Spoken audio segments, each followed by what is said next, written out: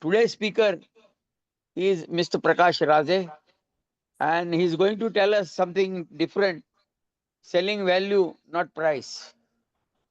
He is a principal consultant at ActIns Limit LLP. Prakash Raje is a seasoned consultant and business advisor, nearly 40 years of experience working across Indian as well as global MNCs, joint ventures, and family owned enterprises. He is also a founder and principal consultant to ActIns LLP, a firm dedicated to enhancing business performance in the area of marketing, sales, and customer services, strategies, and leadership development. I have given his detailed biodata. He is an alumna of IIT BHU, Varanasi, and something different we are going to learn today from his presentation. Selling values, not price, because discounting is a part of business. Everybody feels, those who are in business, but he is going to tell us how you can avoid discounts by giving value. Let's hear from Prakash.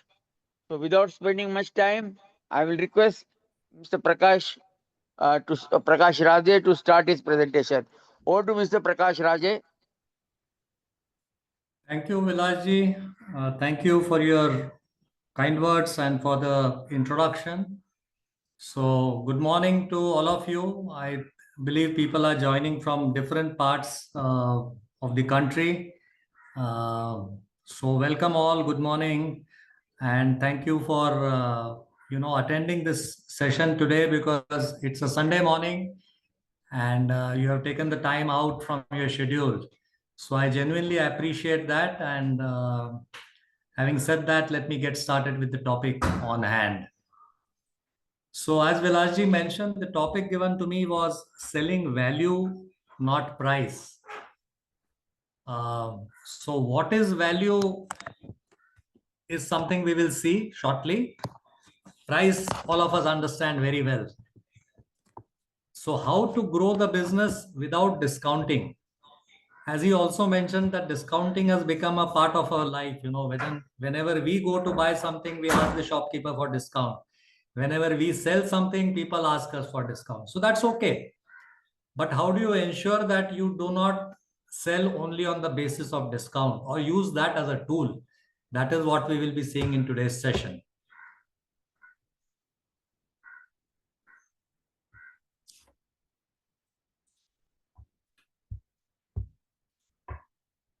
Just a minute.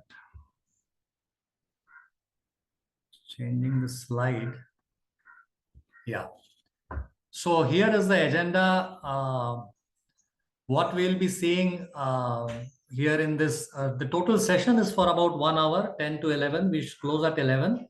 So about 30 to 40 minutes, I'll be talking on this topic. I have got a few slides to help me share my viewpoints related to this topic. After that, we will have a discussion, question, answer, and all. And then we close at 11. So what we'll be looking at is what is value actually. Many people may know about it, but some of us may not be aware as to what exactly is value. There is something called value proposition. What is that? That also we will see. We'll see some 5 to 6 strategies that you can utilize in your day-to-day business world to sell value to your customers. Then we'll also talk about handling price objections. So whenever we are selling a product or service, customers come up with different objections, and mostly it is related to price. So how to handle that, we will see that. I have got a few case studies also. We'll be talking about that. I'll also share one case study pertaining to my own personal experience while working with one of the companies. Then we will also see how to train your team because it is usually the sales people who are interacting with customers, especially in small and medium sector companies. Even if the company is small, you at least have one salesperson or two salespeople. So how do you train your team to sell value? We'll see something on that, and finally we'll take question and answer. So that is the agenda. So before we delve into the topic, I would request you to answer these questions. The first one, do you usually go to the cheapest hotel? Whenever you go to a hotel or a restaurant, do you decide on the basis of price only? Or if you have to go to a doctor, do you decide on the basis of price? That a particular doctor or a particular hotel, I'll go there because it is the cheapest. Do we take that decision sometimes? Or is it usually never?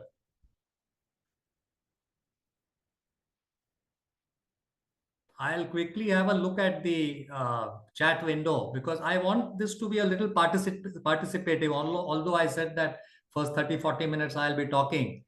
But can you quickly type out in the chat window, do you go to the cheapest hotel or doctor? Just type yes or no. Can I see some responses, please? No. Okay. Any more responses? No, no. Yeah. Yeah. So usually it is no. I think few of the I think mostly all the people who have responded have said no to it, and it is obvious. Like, we do not decide on the basis of price. We look at other things also. Likewise,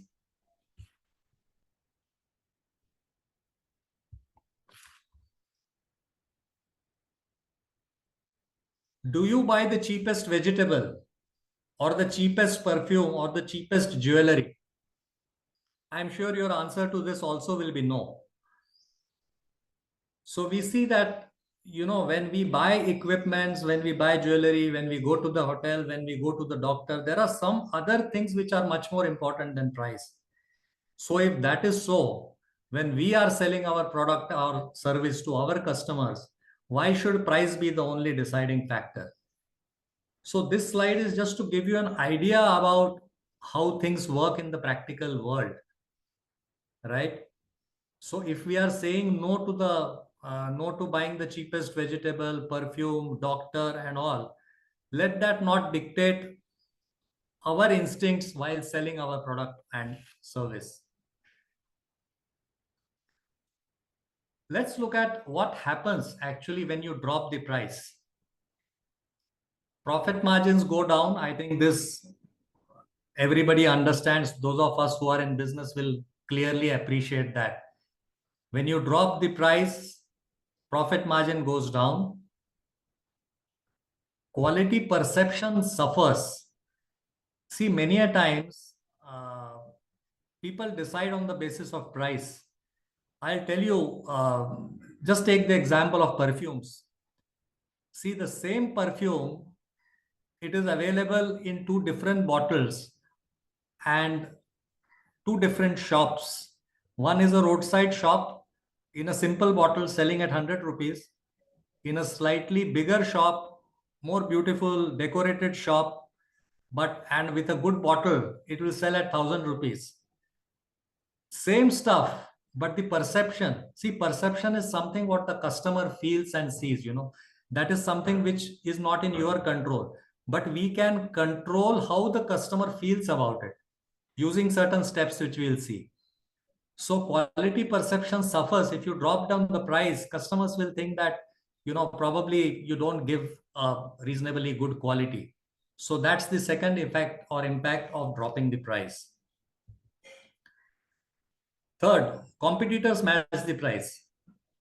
See, it's a downward spiral. If I'm selling something for 100 rupees and I give a 10% discount, I sell at 90.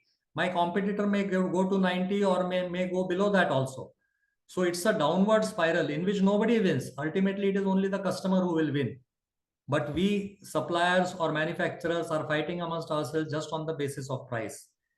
It is not a good game to play. More importantly, discounting becomes a habit, not a strategy. See, any action which you take repeatedly becomes habit, right?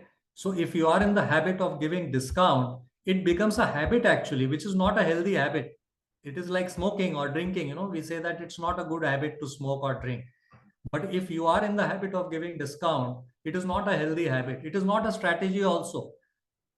I have seen companies suffer because of using discount as a tool, and some of the companies had to even close down. There are several names which you yourself may be aware of where companies resorted to discount only to get orders, but the company ceased to do business because you won't generate the profits which are needed for sustaining in business. So discounting becomes a habit if you drop the price consistently. And finally, you do not lose just money, but you lose trust also. Many times customers feel that you are so desperate that you are giving discount, so probably they don't have trust in your product, in your service. So that also is not a good thing to drop price. I'm not saying you don't give discount, but give it consciously. So these are some of the bad effects that happen when you drop price. So having said that, let's look at what is value really. Value is not equal to price. I am sure most of you would be understanding this aspect, and how value is not equal to price, I'll just explain. So when a customer buys a product or service from you, the customer pays a price for it, right? And the price is not only money, not only to be seen in terms of money. It is to be seen in terms of the time that the customer spends interacting with you, evaluating your product. There is also a certain amount of effort involved from the customer side when they are making a purchase decision. It could be in terms of physical efforts, or in terms of some mental effort, in terms of checking with people. So there is some effort involved. They are also taking a risk by buying your product, so they are giving up something like security. So these are things which the customer is paying. That is typically what we say is the price. Now, what is value? So value is something which the customer gets. So we normally think that when the customer pays a price, they get a product. Yes, product is a tangible thing which they get. But apart from product, what else do they get? They also get convenience, safety, pride. Like suppose I have bought a Mercedes car. Typically in India, we feel that if I am a owner of Mercedes, that is, I am a proud owner of Mercedes. So we associate pride with that product. So we pay 25 lakh, 30 lakh, 50 lakhs for the Mercedes, but we also get pride by owning that product. Customers also get peace of mind. Suppose they buy a machinery which they know that it is 100% reliable, the machine will not fail at all, right? So apart from buying the machinery, they have paid the price of the machine, they have paid the price for the product, they are also buying peace of mind. There are some products which are associated with comfort. So let's say air conditioner. So we don't buy air conditioner just to keep ourselves cool. It is for the comfort factor. So apart from paying the price for the product, we are also buying comfort.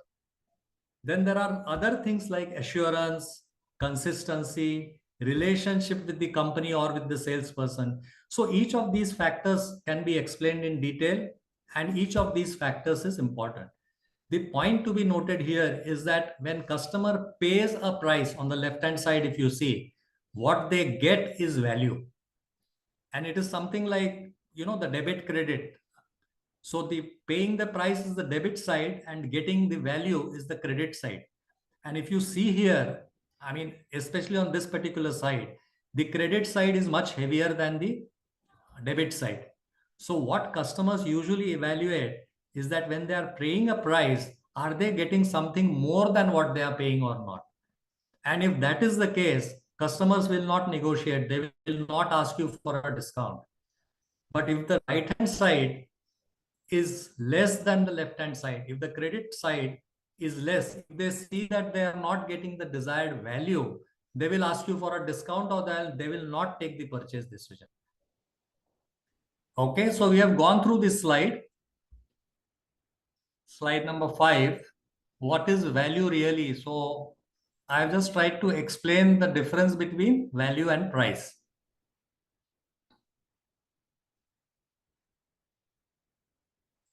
Now the next slide is about cost, price, and value. See, we all understand what is our cost, right? Cost to manufacture, cost to service, and then there is something which we charge to the customer, which is the price. So the difference between price and cost, in simple language, that is the profit. So that is the incentive to sell. If there is no difference between the price and cost, there will be no incentive for me to sell the product, right? Likewise, if you see the graph, there is something called value at the top. The top bar indicates value, perceived value. And the difference between the value and price is the incentive for the buyer to buy. So take the example, if you see the logos there, you see the logos of BMW, Nike, Apple. So these are all products which are, very, very popular products, or I would say these are the products which are commanding a premium in the marketplace.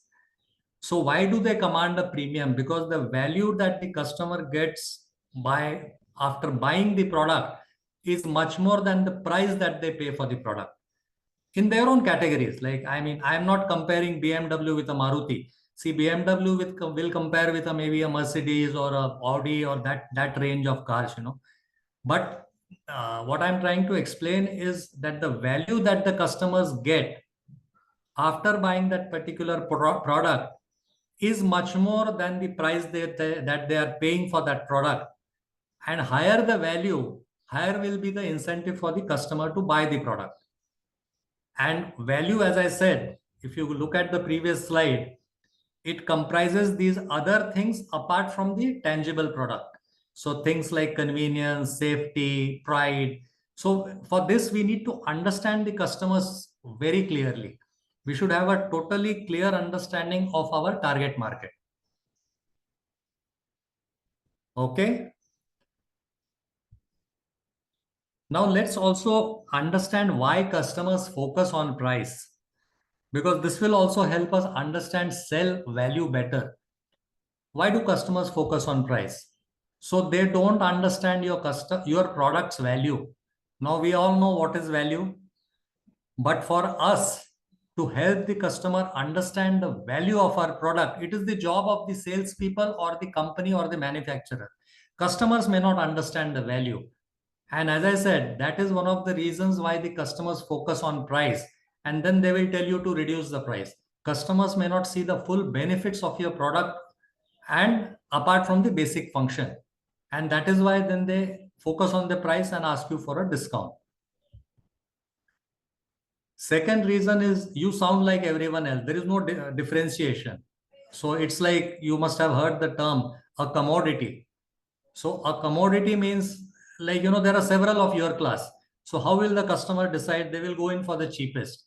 So without clear differentiation, price becomes the only deciding factor. So you have to ensure that your product is different from your competition. Your sales team does not believe in the value. So sales team is not aware. They don't know how to present value to the customer. And if they themselves are not convinced about it, how can they convince the customer? So that's another reason why customers focus on price, because the sales team has not been able to showcase the value that the product is giving to the customer. Fourth reason is there could be genuine budget pressure at the customer end. They really may not be having budget, or they are not very keen to take a risk.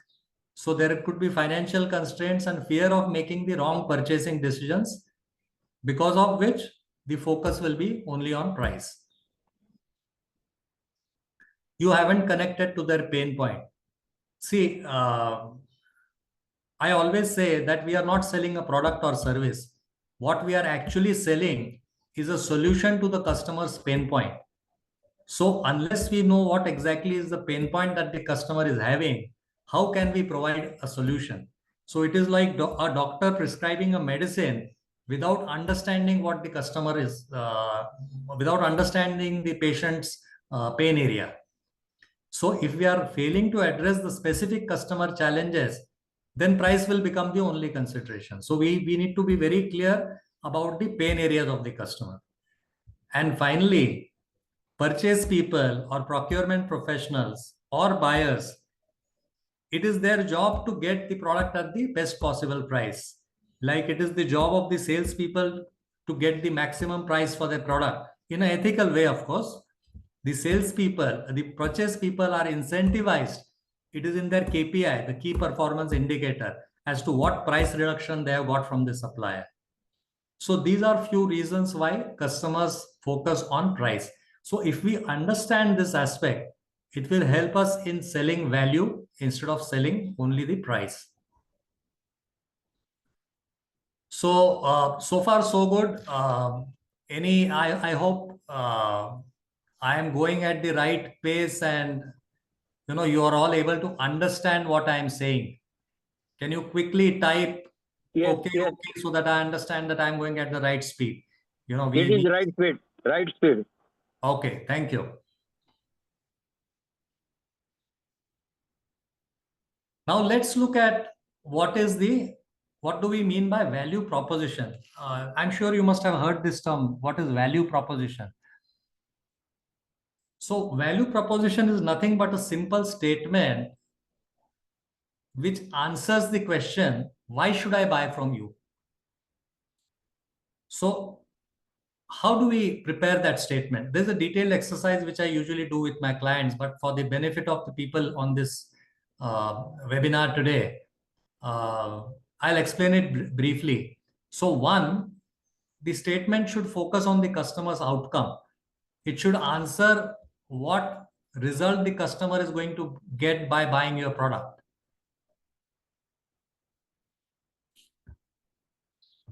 Use clear, tangible results. See, there should not be any ambiguity. The customer should see a clear result that they will get after buying your product. In the sense, that let's say I'm selling a car and I claim that it will give you average of 20 kilometer in 1 liter of fuel. So that's a clear, tangible result, which should be very clearly mentioned in the value proposition. And it should highlight the business impact. So if I'm selling a piece of machinery which is saving, let's say, X amount of rupees for the customer in terms of power, so what impact does it have overall on the customer's cash outflow? That should be very clearly outlined.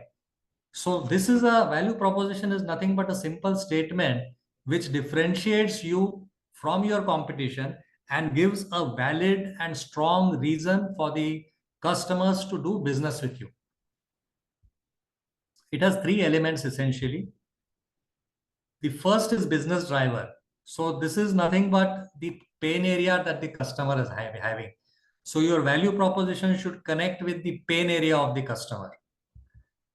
There should be some movement in that value proposition. What I mean by movement is that it should be like, increase in productivity. So increase is a movement, or let's say reducing cost. So reducing is a movement. It should not have a status quo. If there is no change, no movement, customers will not buy your product. So that is what I mean by movement. And the third is metrics. It should be measurable. So if I say that, okay, you buy my machine and it will increase your productivity, doesn't help. It will increase your productivity by 10% in 1 year. That makes sense. So for that, we need to have documentary evidence. So any value proposition, it should answer the question, why should I buy from you? Ensuring that you cover all these three elements, the pain areas, the movement, increase, decrease, and the metrics as to what is the exact measurement. So that is what I mean by value proposition. So coming to what are the 6 clear value selling strategies that you can adopt. First of all, let's remember that this is a shift in mindset. So if you are a business owner or if you have a sales team working with you, ensure that they change their mindset. They shift their mindset by 180 degree. So there is a shift from reactive to proactive. When we go to sell a product and customers ask for a discount, before that we should be very confident about the value that our product is giving to the customer.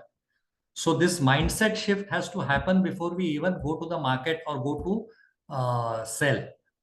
So we go with a proactive mindset, not with a reactive mindset.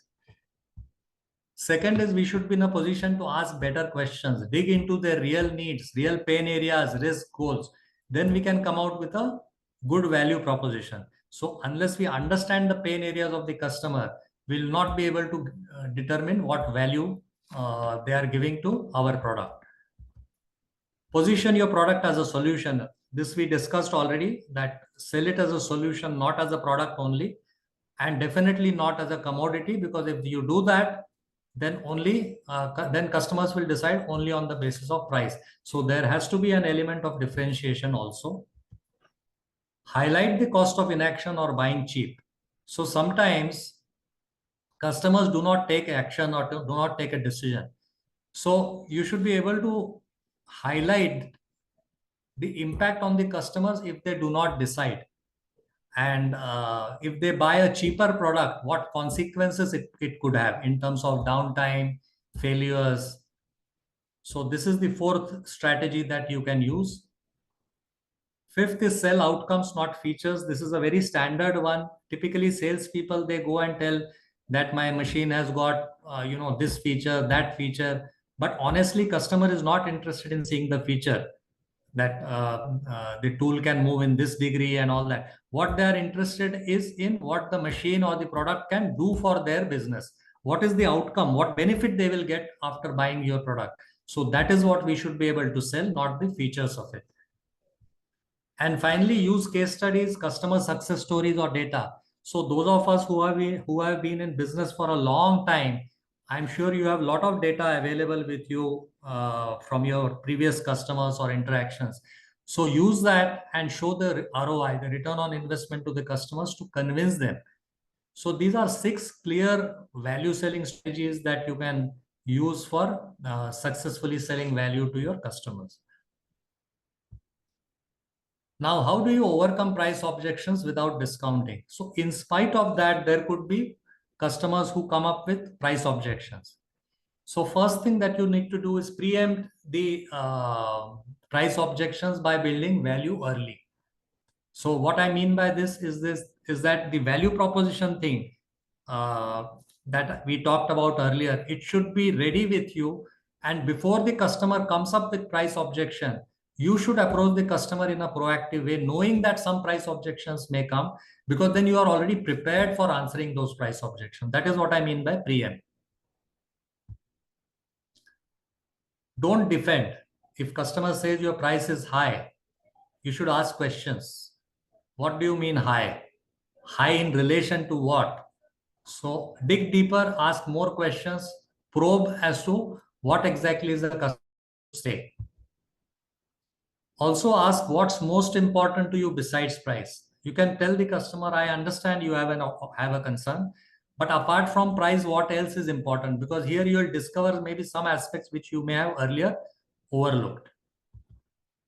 Offer tiered value, not lower price, but different packages. What I mean by this is, I'm sure you must have seen cases where customers offer, this is more so I've seen in case of selling of services, where they have a silver category, a gold category, and a diamond category. So it is nothing but different packages. So what you get in silver is the basic level. What you get in gold category is something in everything in silver plus something extra, and what you get in diamond is everything in gold plus something extra. So if you offer tiered value, that is something which will help customer understand your offering better, and maybe they will not object to the price because they have a choice where they see the value clearly. Also ask, is it a budget concern or a value concern? Because sometimes there may be a genuine budget concern. So we should understand whether it is a budget concern or a value concern. And if pushed, if still further customer wants to have a discount and ask for a better deal, give added value, not a lower price. So instead of lowering the basic price, give added value. Whatever is possible for your product or service. Could be in terms of extended service, free training, faster support, better payment terms. There could be many more. It could vary from business to business. but try and give something which is of high value to customer, but low cost to you. That is what I mean by the sixth point. Okay, so this is what we have looked so far. So we have looked at what is value. We have looked at what is value proposition. We have looked at how value is different from price. We have looked at some basic value selling strategies, some 6 strategies. We have also looked at how to overcome price objections without actually discounting if at all customers ask you for a better price. After that, let's look at some case studies. Now, let me give you a disclaimer here. This is the data. I would request you not to look at the actual data. The actual data may or may not be very accurate because it has come from my research on the internet. And this is not a genuine, authentic data which I have got from the customers or from the manufacturers. But it is very good for understanding the concept. So I would request you to keep this in mind. The first case study is SKF India, which I think all of us know SKF is manufacturing bearings, but how they shifted the customer perception from bearings to business uptime. Clients they have been selling to multiple Indian manufacturing plants. Challenge was how to compete with low cost local bearing suppliers.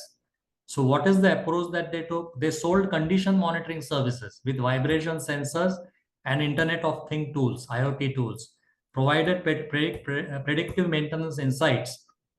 So before a bearing fails, the customer will know about it. Framed offering as a cost saving uptime solution. So when you say that the machine will have uptime, there is no downtime, so there is a cost saving involved. So they took all these into consideration.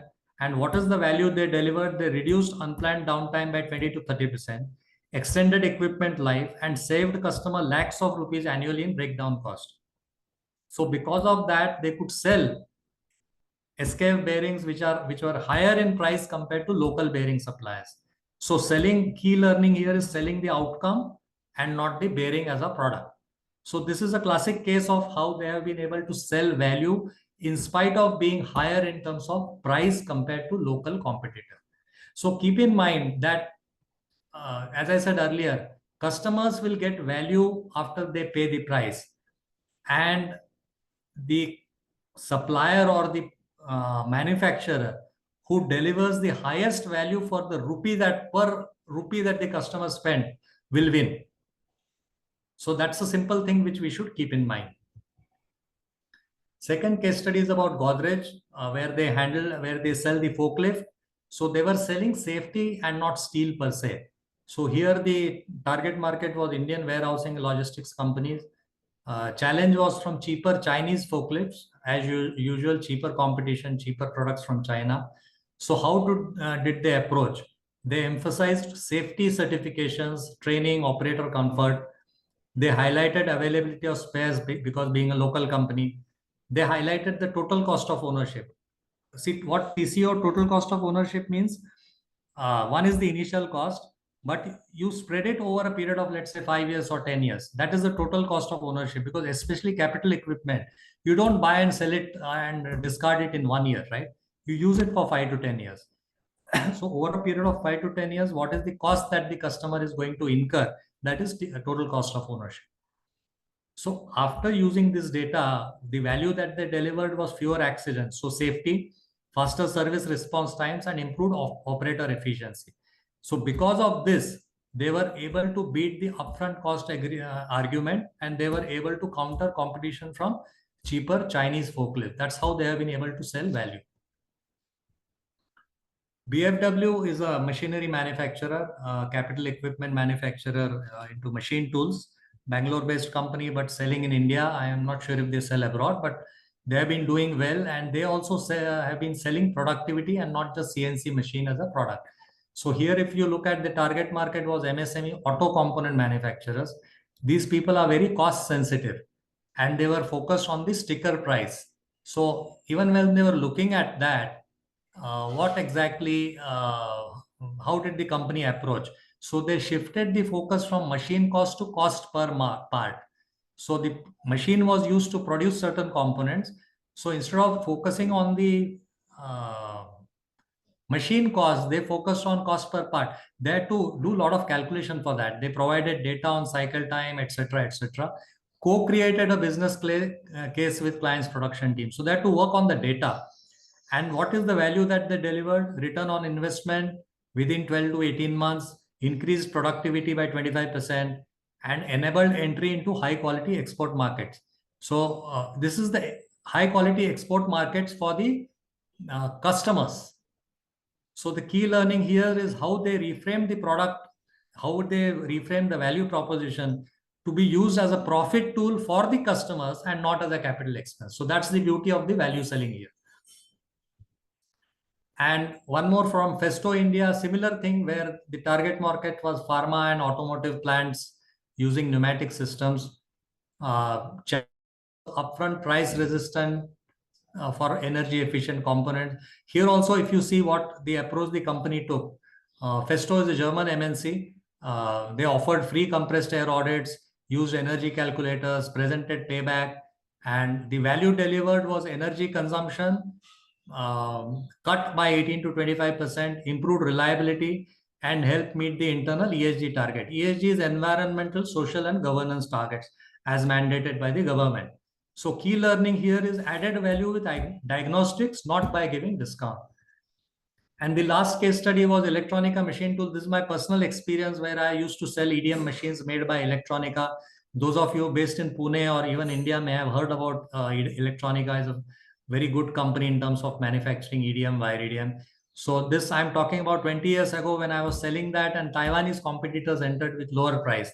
And a specific case I recollect having approached I had approached a customer in Chennai, and I could sell the product at the original price, whatever I had quoted, in spite of having competition from Taiwanese manufacturer who had offered almost 10 to 15% lower price because of the total cost of ownership, including spares, service, reliability, and the relationship aspect. So we won the order at an original price.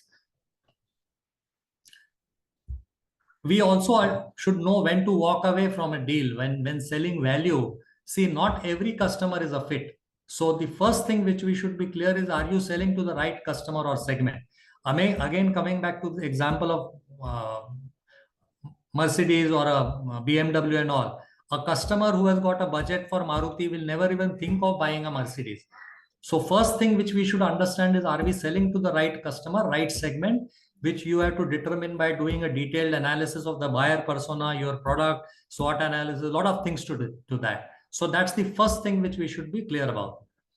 Saying no builds brand confidence. If we say no to the wrong customer, that is what builds our brand confidence. And finally, value selling attracts better clients over time. Everybody wants to work with better customers, better clients. So if you get into the habit of this value selling, you will attract better clients over a period of time. Finally, training your team. I think I'll just take 5 more minutes and then we can wrap up the presentation part. We'll open for question answer. So how do you train your sales team or the team to sell value? First of all, the team should have very good knowledge about the product, customer, competition, market. They should be absolutely clear on the product market fit, your product and how it fits into the customer's scheme of things. Salespeople should tell stories, not sell the specifications only, because customers understand stories. Use real examples, not just brochures. Use real case studies, role play objections, and practice reframing value.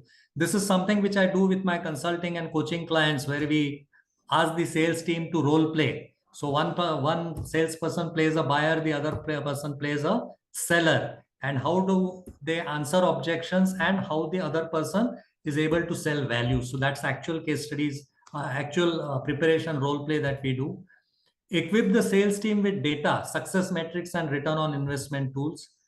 Build a strong value proposition and make it consistent. So don't give it only to the sales team. Let it be used by marketing, product development, product management team also.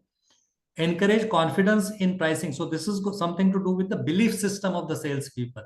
Let them believe in the product first, and you don't have to apologize for the high price.